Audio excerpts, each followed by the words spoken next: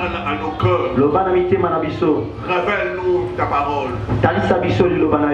Que ta parole puisse délivrer. Que ta parole puisse apporter la lumière. Que je sois un simple instrument entre tes mains.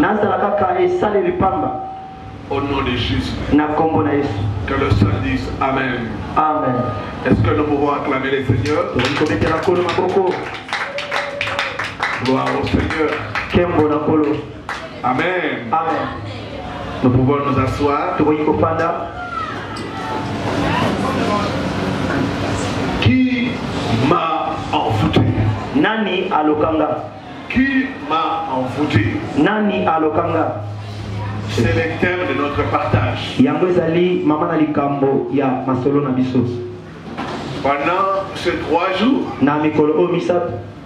nous allons essayer de nous aider à comprendre ce thème et à prier comme il faut. Amen. Amen. Nous pouvons nous mettre debout pour la lecture de la parole. Galates chapitre 3. Galates 3. Du 1er au 3e. Nombre chapitre 23. Le verset 23. Et puis nous lirons 2 Corinthiens chapitre 2. Verset 11. Yes. Je lis ce qui suit au nom du Seigneur Jésus-Christ. Amen. Galates chapitre 3 du 1er au 3e verset. Ô Galates, dépourvus de sens, qui vous a ensorcelé? Version Darby. Qui vous a ensorcelé? Nani alokibino? Vous aux yeux de qui Christ a été peint comme crucifié. Voici seulement ce que je vais apprendre de vous. Est-ce par les œuvres de la loi que vous avez reçu l'Esprit ou par la prédication de la foi? Êtes-vous tellement dépourvus de sens? Après avoir commencé par l'Esprit, voulez-vous maintenant finir par la chair?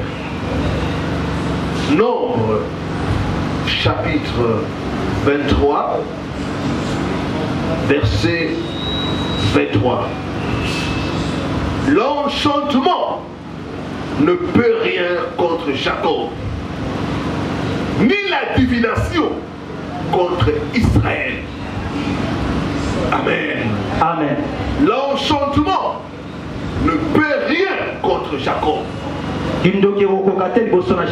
ni la divination. Attends,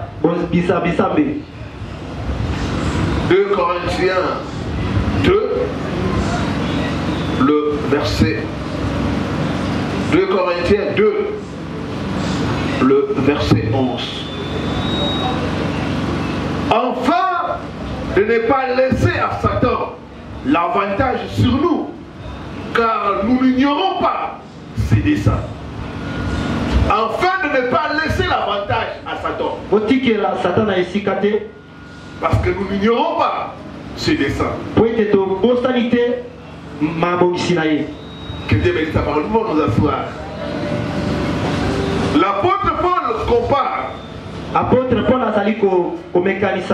le fait que les chrétiens de Galates aient pu abandonner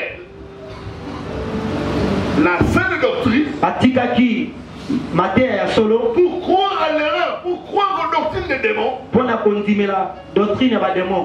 L'apôtre Paul dit que c'est l'enfoutement.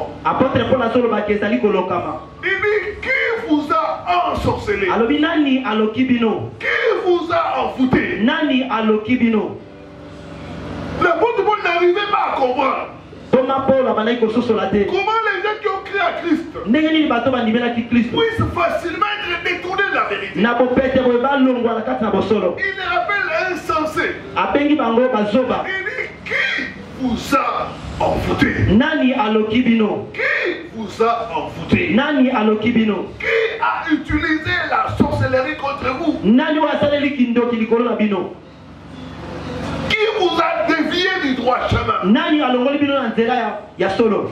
Bien-aimé, Balingami. dans Nombre 23, verset 23, la Bible dit l'enfoutement ne peut rien contre Jacob. Kolokama yokokate liboso na Jacob. Mais aujourd'hui, beaucoup de chrétiens sont enfoutés. Et kasi lelo ebele na bakristo balokami. Quand nous lisons dans Galates, nous comprenons Tango totali na Galate tozali kososola. que les chrétiens Bakristo peuvent être victimes de l'enfoutement. bakoki kolokama. Beaucoup de ceux qui sollicitent notre ministère, Ebele na bato oyo bazali na lotomo na biso. quand nous entrons en profondeur dans les choses qui sont en train de vivre, Soki tokota motino na makambo bazali kobika. nous trouvons l'enfoutement. Tozali kokuta kolokama. Beaucoup de problèmes que les gens ont Ebele na makambo bato bazali na yango sont dus aux enfoutements. euti nde na kolokama. Qui a utilisé la sorcellerie contre toi? Nani oyo asaleli kindoki liboso na yo? Qui t'a enfouté? Nani oyo aloki yo? J'ai entendu l'histoire d'un homme. Nayokaki lisolo ya mobali moko. Il était chauffeur Azalaki mokumbi na motuka. et deux fois il prenait des gens qui lui demandaient d'aller chercher les véhicules à Matane.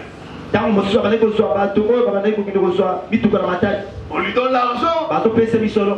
l'argent de carburant et tout. Mbongo ya carburant mpe nyonso. Il va à Matadi, Ake na matadi. il fait sortir la voiture Ake kobimisa motuka. et puis il vient livrer cela. Mpe aye kopesa yango. Un jour, Mokolo moko. il est parti prendre un véhicule. Akende kozwa motuka moko. C'était une Jeep. Ezalaki motuka ya dip. Comme d'habitude, Lokola momesano. il est arrivé, Akomaki. il a quitté les Bakongo. Atikaki bakongo. Il venait petit à petit. Abandaki koya malemi malemi. Il est entré à Kinshasa. Akotaki na Kinshasa. Il avance un peu. Apusani mwa moke. Et puis il sent comme tout l'air dans la tête. Mbala moko ayoki lokola pasi na motu. Il s'arrête. Atelemi. Directement. Mbala moko Il perd connaissance. abungisi mayele.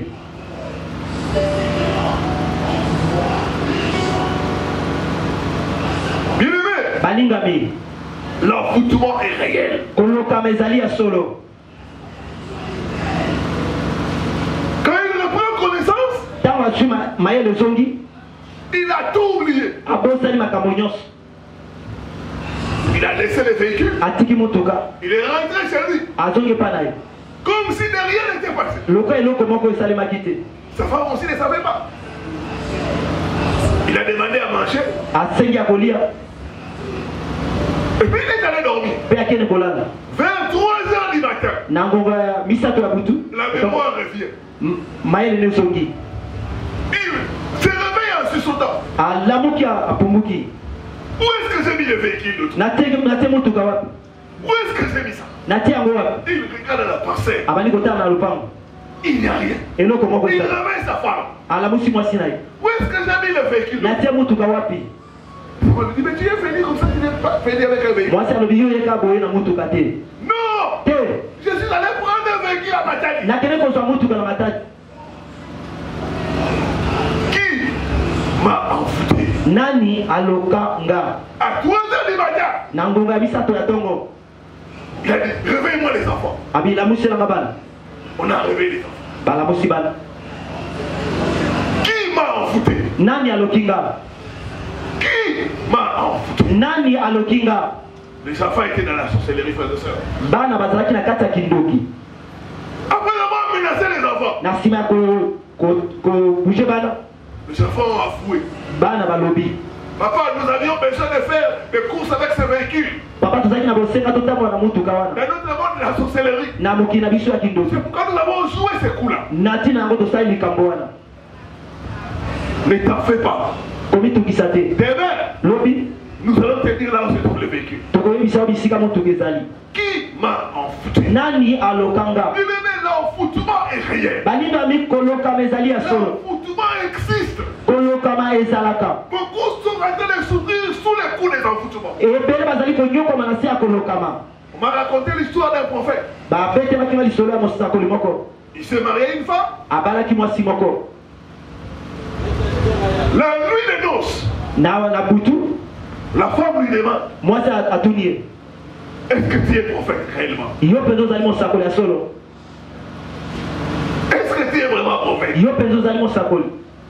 Non, mais pourquoi tu me poses cette question-là? Mobala bipona ni nozotuna motuna oyo. C'est pour te dire que moi je suis sorcière. Ezali ka pona biso ke nga zali ndoki.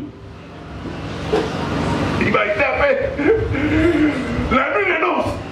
On t'annonce que ton partenaire t'annonce que je suis sorcière. Wana na butu ya libala bazoye biso ke mwasi no azali ndoki.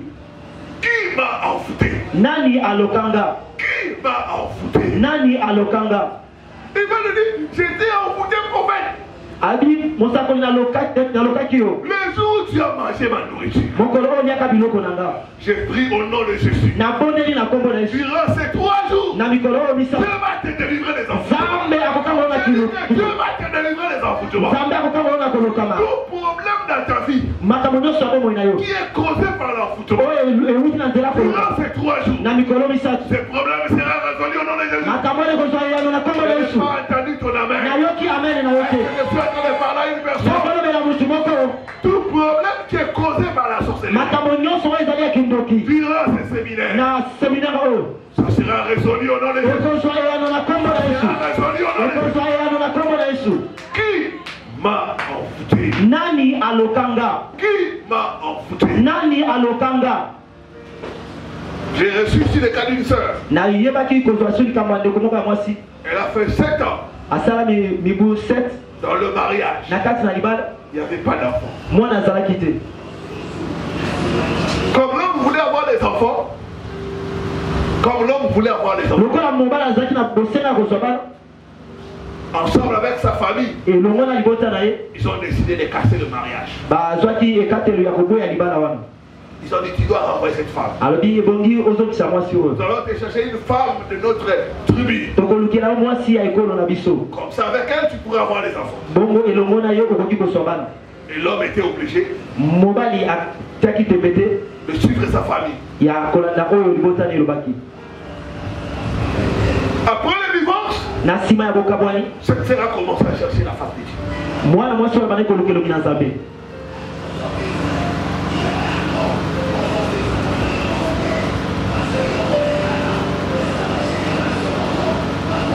Et elle est venue mpe ayaki pour chercher la délivrance. koluka bokamolami na ye. Quand nous avons commencé sa délivrance, ntango tobandaki bokamolami na ye les esprits ont commencé à parler. milimo ebandaki koloba boye Elle ne peut jamais concevoir dans le mariage. ye akoka te kobota na libala. Elle ne peut concevoir n'importe comment comme ses autres sœurs. akoki kobota bisika nyonso lokola basi nyonso Mais sauf dans le mariage. longola kaka na kati ya ndako ya libala. Qui m'a envoûté? nani alokanga? Qui m'a envoûté? nani alokanga? Qui a utilisé la sorcellerie contre moi? nani oyo asalelaki ndoki liboso na nga?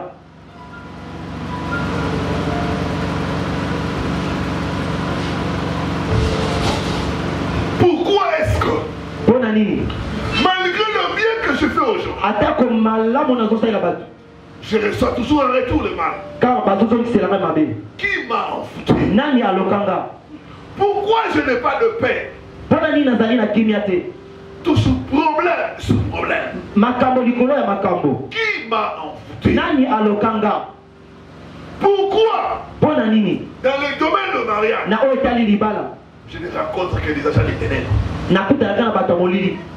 J'ai reçu des cas d'enfants comme ça. nakutaki na ndeko moko ya mobali boye Il m'a dit, pasteur, ayebisaka mobateli pa te toutes les femmes que j'ai rencontrées, basi nyonso nakutana na bango depuis que j'étais en jeune âge jusqu'à maintenant, kino nazalaki na jeune 1 ti sasai quand j'étais jeune jusqu'à maintenant, ntango nazalaki elenge ntina mibu oyo ce ne sont que des sorcières. nakutanaka na bandoki ya basi Des sorcières. bandoki ya basi. Qui m'a envoûté? nani alokanga? Qui m'a envoûté? nani alokanga? Pourquoi mpona nini tout ce que je reçois comme argent, nyonso nazwaka lokola misolo ça ne me sert à rien? ezosunganga na eloko te? Pourquoi mpona nini je cherche la guérison, nazali koluka lobiko mais je ne trouve pas? nazali koloswa yango te? C'est toujours sans succès. C'est toujours sans succès. ezali elongo ezali te. Qui m'a envoûté? nani alokanga? J'ai reçu le cas d'un frère comme ça. Il venait de l'Europe. Avec une voiture à vendre. Chaque fois qu'un client se pointe, quand ils essayent la voiture ne fonctionne pas. On essaie de démarrer. On appelle des mécaniciens, ça ne marche pas. Jusqu'à ce que le client va se fatiguer partir. Que le client part. Après quelques temps, on démarre. La voiture fonctionne normalement. Qui m'a envoûté? Nous allons essayer pendant ces 3 jours de comprendre l'envoûtement. De comprendre les signes de l'envoûtement. Comment briser l'envoûtement.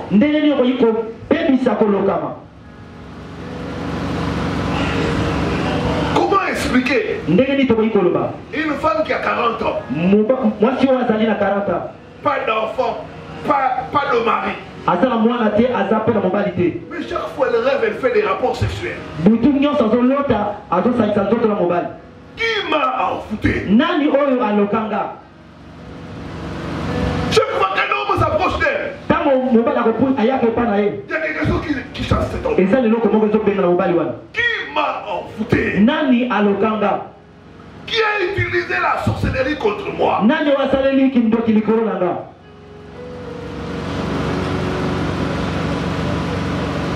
Qu'est-ce que l'envoûtement?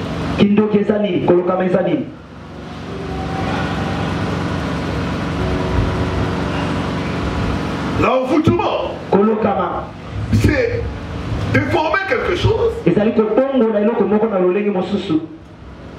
en utilisant le pouvoir de la sorcellerie. Faire perdre à quelque chose la forme originelle. La forme originelle. Courber quelque chose. Plier quelque chose. Déformer quelque chose. Faire perdre à une chose la forme que Dieu a donnée à cette chose. Par le pouvoir de la sorcellerie. Paul dit, qui vous a ensorcelé? Qui m'a envoûté? Qui m'a envoûté? Aujourd'hui, il y a des pasteurs qui sont envoûtés. Tous ceux qui sont ici, ce n'est pas tous ceux qui sont venus chercher la délivrance. Il y en a qui viennent envoûter les hommes de Dieu. Il y en a qui viennent à l'église pour envoûter l'église, pour que l'église ne grandisse pas.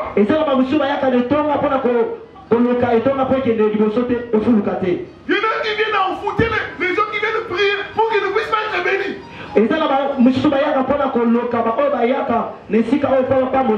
Aujourd'hui, la sorcellerie est entrée dans l'église. Il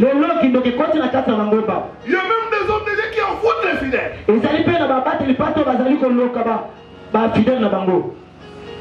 J'ai reçu des cas d'une sœur. Elle est venue chercher la délivrance. L'homme de Dieu l'a envoûté. Ils sont tombés dans l'impudicité. Depuis lors, elle a commencé à sentir comme un serpent dans son bas-ventre. Qui m'a envoûté? Qui m'a envoûté?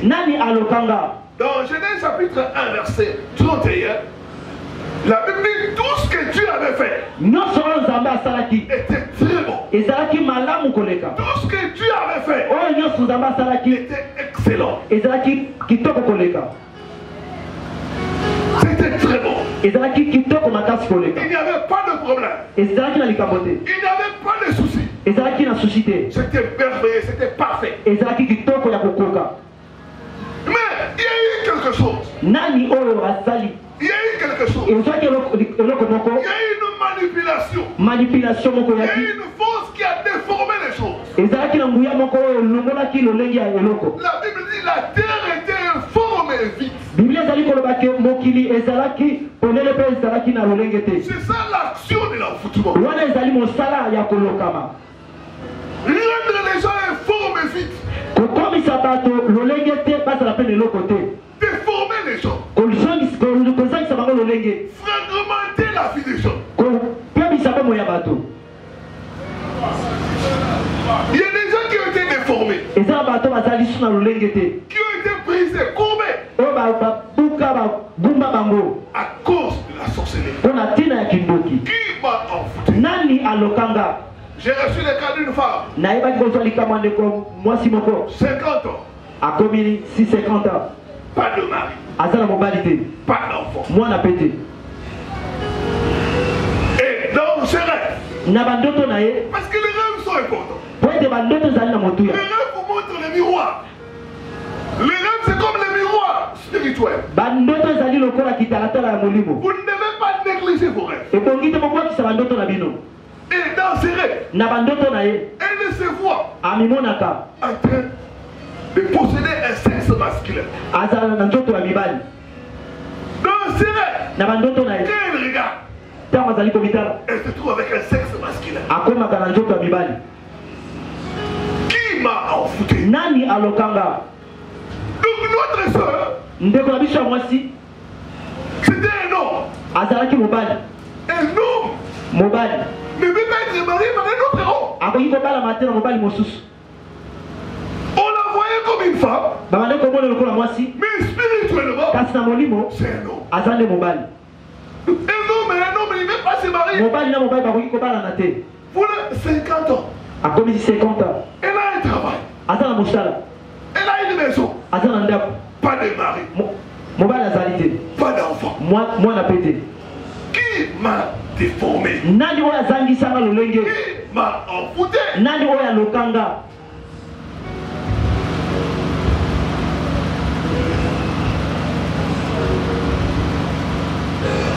J'ai reçu encore Nazwaki lisusu. le gars d'une femme qui avait fait la dépression. Na ndeko moko ya mwasi asalaki dépression. Il me dit, ma soeur, Abisi mobateli pate. tel que tu me vois, Ndenge ozomonanga. je n'ai plus les sentiments. Nazalaka suna aposa te. Donc la personne est déformée. Mutu azangi lolenge. C'est ça là au bout du monde. Wana nde kindoki. Qui m'a ensorcelé? Nani alokinga.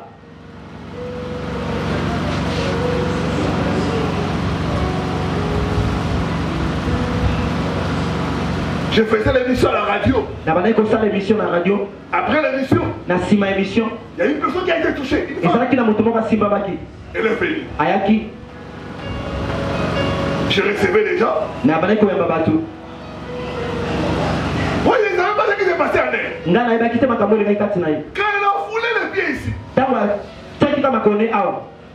quelque chose s'est passé en elle. Eloko moko elekaki kati na ye.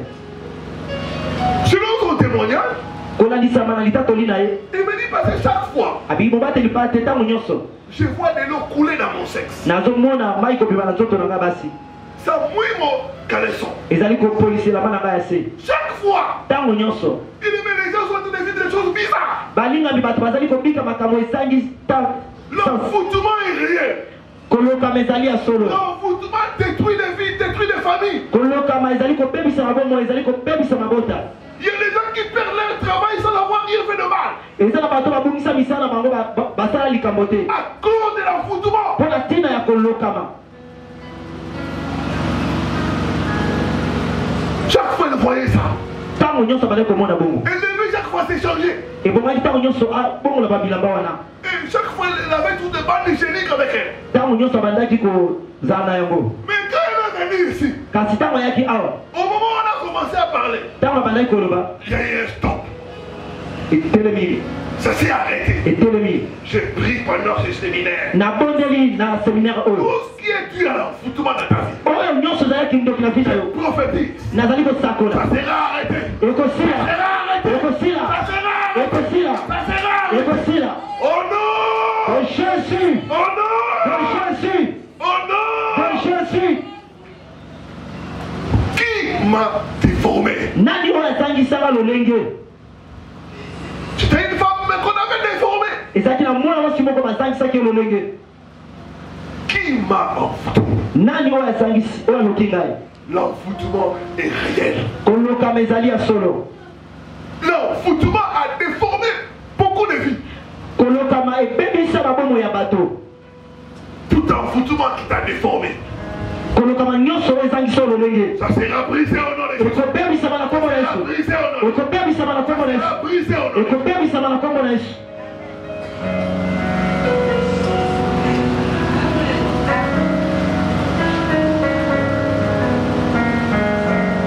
Une personne peut être envoûtée. Une maison peut être envoûtée. Les affaires peuvent être envoûtées. Une partie du corps de l'homme peut être envoûtée. Déformer quelque chose. Faire perdre à quelque chose la forme originelle.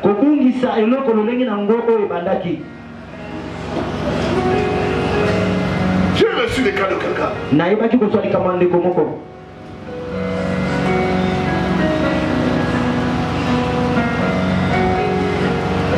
Paix à son âme.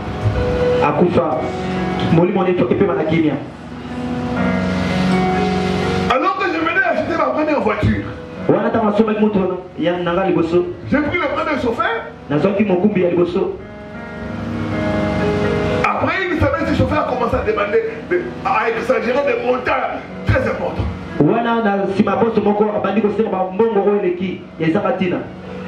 J'ai dit non, je ne peux pas continuer avec toi. J'ai appelé la haute Thierry. Je lui ai dit, cherche un peu de votre côté là, qui à moi et le reste. S'il y a quelqu'un qui s'est bien conduit et qui sera mon chauffeur, on a cherché un monsieur. Il est venu me voir. J'ai dit, bon, moi je vais te commencer à te payer autant. Je vais te donner aussi le transport chaque fois. Le monsieur a accepté. On a commencé. Alors on devait acheter la batterie parce que la batterie, la voiture que j'avais achetée, c'était pas une bonne batterie. On est allé avec lui. On a acheté la batterie. Je lui ai dit bon. Tu rentres à la maison. Tu vas te ressourcer après. Tu vas venir me rejoindre. Le monsieur rentre à la maison. Notre bonne, tellement il a demandé à notre bonne de lui servir quelque chose.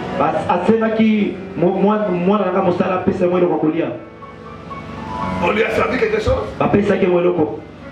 Elle a essayé un peu de manger. Et puis il est tombé. Il a perdu connaissance. On a essayé. La grande sœur de madame et les autres personnes qui étaient là ont été paniqués. Ils ne savaient pas. Ils m'ont appelé. Regarde ce qui est arrivé. Je lui ai dit, amenez-le à l'hôpital. Ou appelez Dr Claude, un de mes beaux-frères qui est médecin. On a appelé Dr Claude. On lui a expliqué. Et il a dit qu'on amène à Mama. On l'a amené à Mama. Dès qu'il est arrivé à Mama, le cas s'est empiré encore.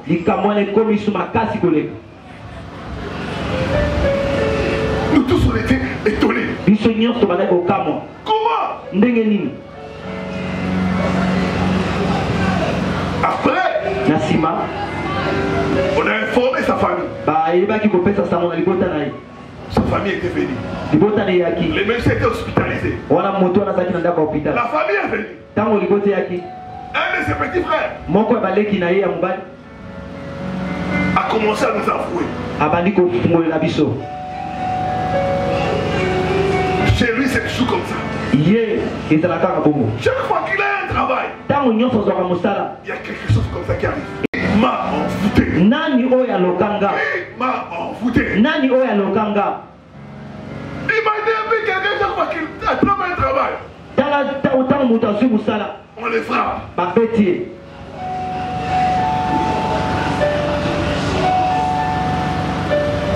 Bien-aimé. Balingami. Quelqu'un avec qui on a fait les courses. Mutu bako tomande ko tambo rai. Après 48 heures, je ne reconnais plus la personne. Na sima 48 heures na yebi su mutu wana te. Qui m'a envoûté? Nani oya lokanga? Bien-aimé. Balingami. J'ai dit de débourser beaucoup d'argent pour ce cas-là. Na bimisa kimbongo ebele na likambo wana. Comme c'est arrivé dans ma maison, Lokola ezaki na ndako nanga, sa famille, libota na ye, sachant ce qu'ils étaient en train de faire, babande ko luka bakusala, ils se sont déresponsabilisés. batiki nyonso. Qui m'a envoûté? Nani alokinga? Qui a déformé ma vie? Nani oyo azangisi bomoi nanga lolenge? Zacharie chapitre 1, verset 21.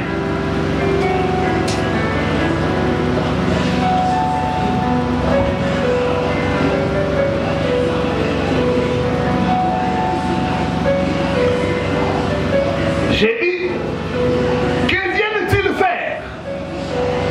Et il leur dit, ce sont les cornes qui ont dispersé Judas, tellement que nul n'élève la tête. Et ces forgerons sont venus pour les effrayer et pour abattre les cornes des nations qui ont levé la corne contre le pays de Juda, afin d'en disperser les habitants. Je dis, que viennent-ils faire? Ayoko sala nini? Ce sont les cornes qui ont dispersé Juda. Ezali maseke oyo epanzaki Yuda. Les cornes représentent le pouvoir. Maseke ezali kotalisa bokonzi. Le pouvoir de la sorcellerie. Bokonzi ya kindoki. On dit, ils ont dispersé Juda. Balobi bapanzaki Yuda. Au point où personne ne lève la tête. Kino tango mutu akoyite kotombola mutu. Il y a des familles Eza mabota qui sont dispersées. o bapanzana. Il y a des nations qui sont dispersées Eza na bikolo oyo epanzana. à cause des envoûtements. Mpona ntina ya koloka. Ils dispersent les familles. Bazali kopanza mabota. Ils dispersent les nations Bazali kopanza bikolo. par le pouvoir de la sorcellerie. Na nguya ya kindoki. Qui m'a envoûté? Nani oyo alokanga? J'ai reçu le cas de la femme d'un de mes caméramens. Nayebaki kozwa likambo ya motu moko ya likambo mwasi ya motu ya kamera. Quelqu'un qui me filme. Motu abandaki kofilme nga. Sa femme dorme la nuit. Mwasi nalali na butu. Et il se retrouve dans une fête. Amikuti na feti moko. Les gens sont en train de manger. Babandaki kolia. On lui prend la nourriture aussi. Bapesi ye mpe biloko. Elle mange. Ye mpe alie. Elle se réveille le matin. Alamuki na ntongo. Elle voit comme quelque chose qui s'accroche à sa gorge. Amoni ayoki eloko moko ekangami na kingo na ye. Elle essaie de prendre de l'eau. Ameki kozwa mai. Ça refuse de partir. Po ekende epo ekokende. Elle prend de l'eau, elle prend de l'eau. Azwi mai ameli mai. Comme si quelque chose s'accroche à sa gorge. Eloko eloko moko ekangami na kingo na ye. Elle commence à prier. Abandi kobondela.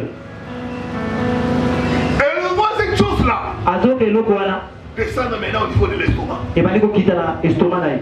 Des douleurs terribles. Mpasi ya makasi koleka. C'est à ce moment-là qu'il faut m'appeler. Na ngonga na nde babenga. Pasteur, Mobateli pate. regarde ce qui arrive à ma femme. Tala oyo ekomeli mwasi na nga. Qui m'a envoûté? Nani oyo alokanga? Quelqu'un a mangé dans une fête la nuit. Mutu aliaki na butu na ndoto.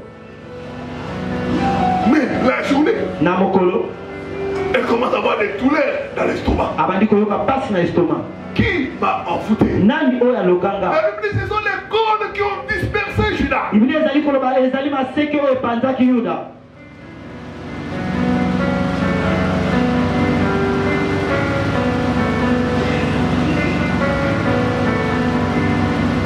Il y a une maman qui pleurait. Ezaki na mama moko abandaki kolela. Elle a partagé comment elle pleurait. Abandaki kosola nanga azolela. Sa première fille. Mwana ni ya liboso ya mwasi. Elle a 6 enfants. Aza na bana motoba.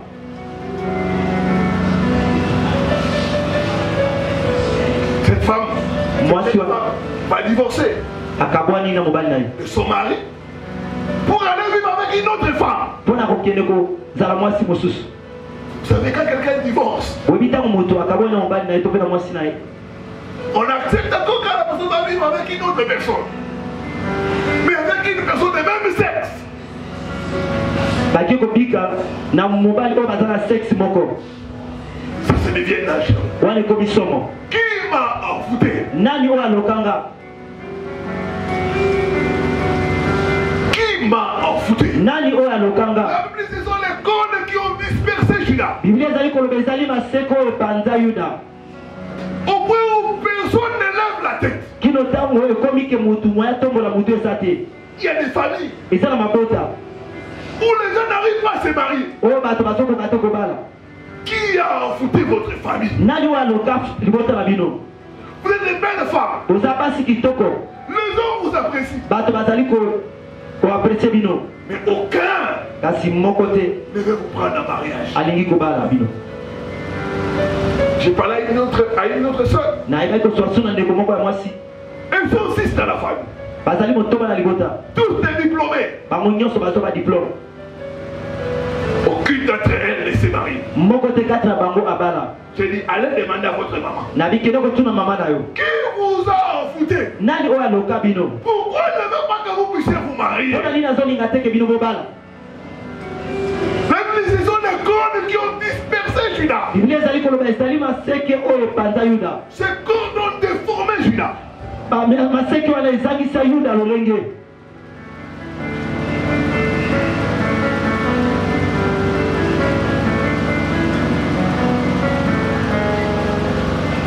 Récemment ici, une jeune femme m'avait appelé en pleurant. kala mingi te mwasi moko abengaki nga azolela.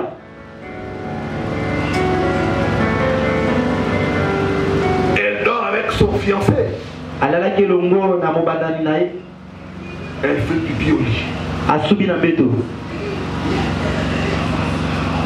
Elle fait pipi au lit. asubi na mbeto. Et son fiancé lui a dit, mobandani ne ayebisi ye boye. nani yango na famille na bino abebisa yo. Qui dans votre famille nani na famille na bino vous a envoûté? aloka yo? Une belle femme qui fait pipi au lit. mwasi kitoko oyo azosuba na mbeto. L'homme veut régulariser, veut écrire les choses qui arrivent. mobali alingi kobala etala makambo ekomi. Qui vous a envoûté? nani oyo aloka bino? La Bible, ce sont les cornes qui ont dispersé Juda. biblia ezali koloba ezali maseke oyo epanza Yuda. Juda n'a plus de forme Yuda azali su na lolenge te à cause mpona ntina de l'envoûtement. ya kolokama.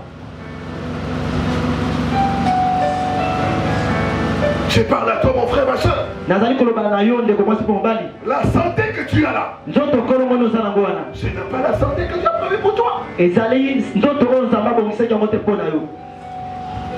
J'ai parlé avec un couple. na basololaki na babalani moko.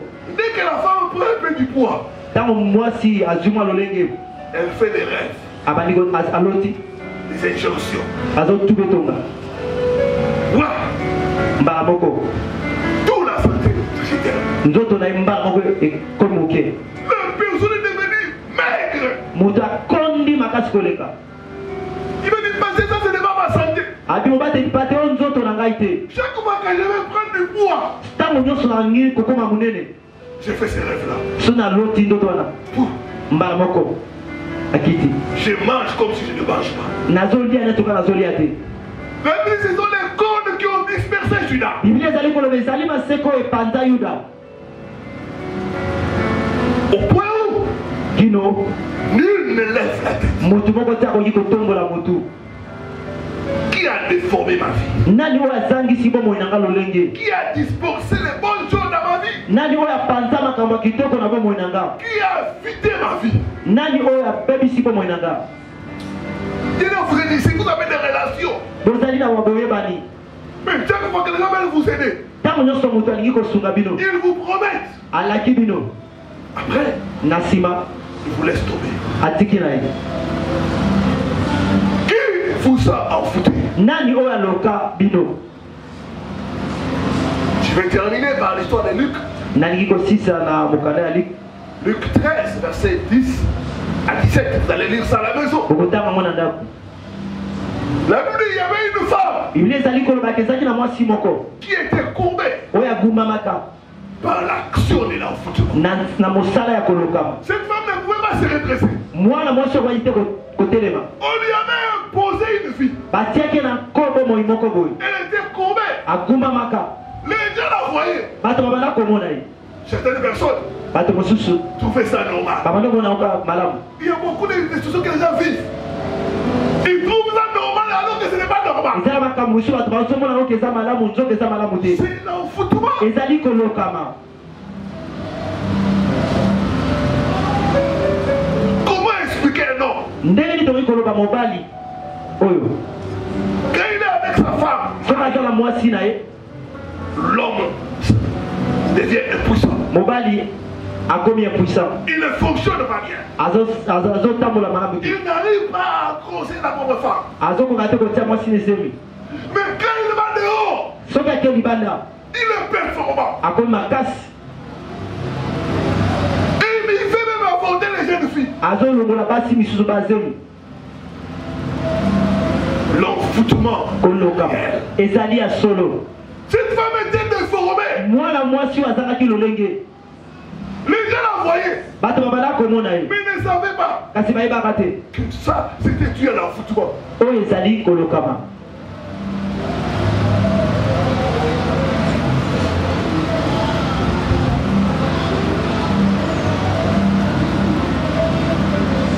J'ai reçu des cas d'un frère. nazwaki likambo ya ndeko moko mobali Il m'avait suivi à la radio. alandaka nga na radio, Il est venu. ayaki Il travaille dans Balima.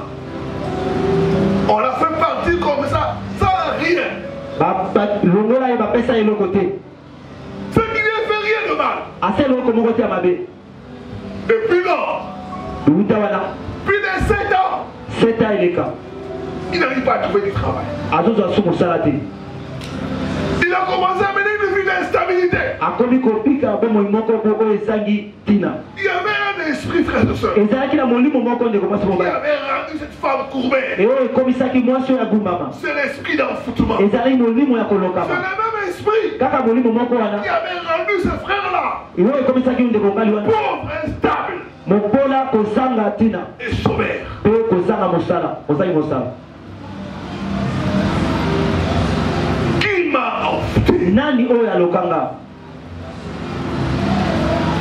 Quand le frère a reçu sa délivrance, ntango ndeko ngai azwaki bokamolami na ye 7 ans de chômage na nsima ya mibu sambo ya kozanga ont mosala, été brisés.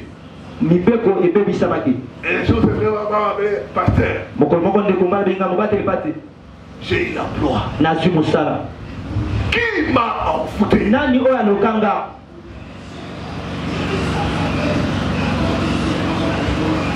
L'envoûtement kolokama peut te rendre malade. ekoki kokomisa moto na bokono, Alors que tu es appelé à être en bonne santé. nzoka yo obengama ozala na nzoto kolongolo. L'envoûtement peut te rendre pauvre. kolokama elingi kokomisa mobola, Alors que tu es appelé à la richesse. yo obengama na kita. Cette femme était courbée. mwana mwasi oyo azalaki ya kogumbama, Il y avait un esprit ezalaki na molimo qui moko l'a ramené dans cet état-là. oyo ezali kotike na lolenge wana. Beaucoup ebele sont déformés, bazangi lolenge, sont courbés bagumbama à cause de l'envoûtement. mpo na ntina ya kolokama. Vous êtes là, bozali wana, vous me suivez. bozali kolandanga. Quand vous regardez votre vie, soki botali bomoi na bino, vous vous dites, bozali komilobela je ne mérite pas cette vie. bomoi oyo eza yanga te.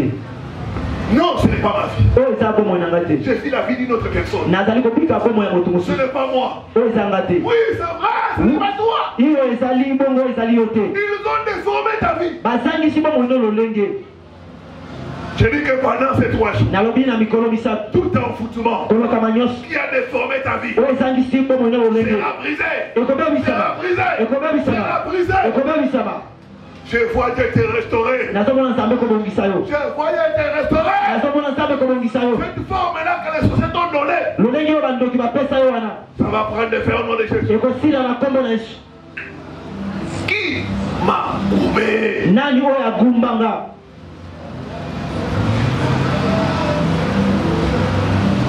Comment expliquer? lolenge nini tokoki kondimbola Une jolie femme. mwasi kitoko makasi koleka Un homme vient la prendre en fiancée. ndeko mobali moko aye kobandana na ye Il commence bien. babandi malamu L'homme donne à la femme la voiture mobali apesi mwasi motuka et un chauffeur mpe na mokumbi motuka à sa disposition azalaka mpo na ye pour faire des courses. mpo na En kotambola attendant qu'il puisse se marier. kino ntango bakobalana Mais avec le même chauffeur kaka na mokumbi motuka moko wana et la même voiture, mpe motuka kaka moko wana la femme va sortir avec les autres hommes. mwasi akomi kobima na mibali mosusu Jusqu'à ce que l'homme va entendre cela. kino ntango mobali akoyoka yango L'homme a décidé mobali azwi de mettre fin à la relation. ya asilisa boyokani wana Il me met dans le Seigneur. balinga bikati na kolo Qui m'a envoûté? nani oyo alokanga Cette femme était envoûtée mwana mwasi oyo alokamaki pour qu'elle puisse pas se marier. po ete abala te Il y a beaucoup, vous êtes là. eza na bamingi bozali wana On vous a envoûté pour que vous puissiez rester célibataire. baloka bino mpo botikala baminzemba C'est pourquoi les gens viennent et partent. na ntina yango ozomona bato koya mpe bazokende na bango Qui m'a envoûté? nani oyo alokanga Je continue de mettre cet enseignement. na kokoba mateya oyo olobi Que Dieu bénisse sa parole. tika nzambe apambola liloba na ye Amen. amen Je peux nous lever pour la prière. totelemi likolo mpo na kobondela